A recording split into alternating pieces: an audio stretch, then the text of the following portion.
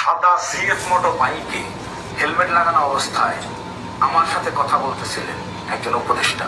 সেই উপদেষ্টা ছিলেন আসিফ মাহমুদ। এটা আবার কি হয়ে গেল? এই যে আমাদের কয়েকদিন আগে দেখলাম যে সাবেক এমপির বাড়িতে এনসিপির কয়েকজন নেতা আর কি চাঁদাবাজি করেছিল।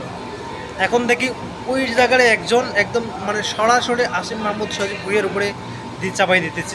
যখন আমি যাই ওখানে মানে বলতেছে যে আমি তার সাথে কথা বলি।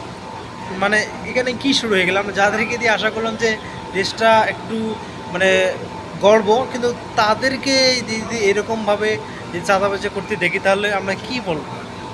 সো আমরা বলবো এনসিপি ভাইয়েরা যারা এতদিন যা কিছু করেছেন এখন একটু হলেও মানে এগুলো ছেড়ে দেন। কারণ আপনাদেরকে বাংলাদেশের মানুষ মানে অনেক বিশ্বাস করেছিল যে এদের দ্বারা দেশগুলো সম্ভব, কিন্তু এখন যে আপনাদের মানে যা কিছু চলে আসতেছে চাঁদাবাজি, বিভিন্ন মানে করেন দখলবাজি এরকমও আসতেছে, এই জন্য আমরা বলবো রে ভাই এগুলো বাদ দেন, দিয়ে জনগণ যেগুলো চায় সেগুলো করে।